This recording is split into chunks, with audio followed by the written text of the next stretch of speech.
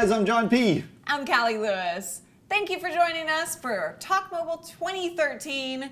We're having a blast as always. Today, we're going to wrap up the week by talking about the future of carriers. Well, one thing I'm interested in learning about, I've heard of something called voice over LTE. You've heard of it, huh? Yeah, I have LTE on my phone, but I don't really know what is the difference between LTE and voice or voice over LTE. So basically LTE is supposed to be pure data, but that was taking too long to build out. So they've kept voice on the traditional voice channel, and they've used LTE only for data.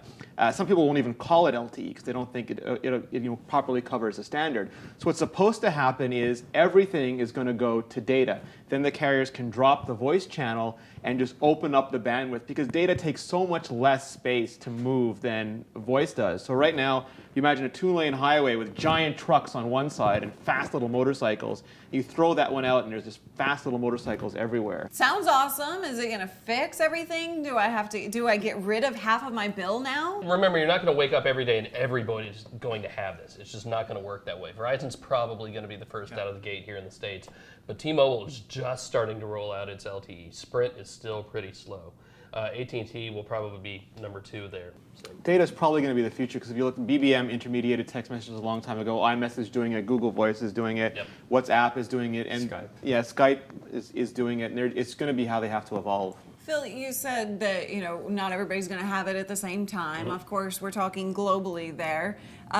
If we had carrier globalization, if every carrier was available in every country, Mm-hmm. Kevin, would that be good for consumers, or are there some negatives that we're not thinking about? Yeah, I would like to just be frozen in time right now and wake up in 3 to 5 years when we live in a world of ubiquitous harmony, global LTE coverage, voice over LTE, And cheap clean data air. plans, clean air. Maybe we don't You have think to pay 3 to for 5 it. years? No, maybe 10 to maybe never. Yeah. My thing is with this technology, like I'm still pretty new to GSM. I've only gone on in the last 2 years. I was CDMA. And the problem with GSM now is the fact with this LTE stuff, it really annoys me, all these different bands, and the fact that, like right now, I can get a locked phone, go to Europe, throw a SIM in there, get their 3G data, and that's fine. LTE is going to be a different story. And until we get those chipsets that can support everything, it's really frustrating knowing if I go overseas, I'm not going to get LTE in the future because everybody has their own different bands. Well, it's getting better. I mean, I think this year, there were 3 iPhone models last year, 1 because Verizon wants their own.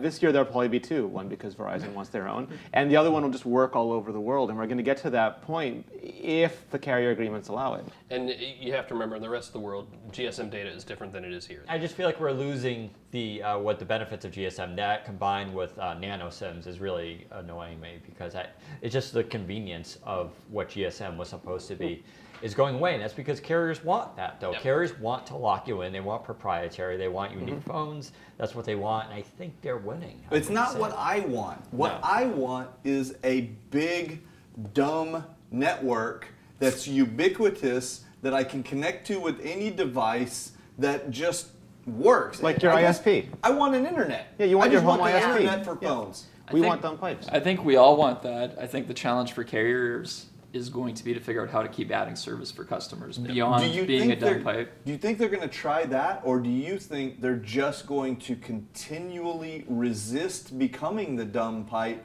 until someone comes along and they shut them down, essentially?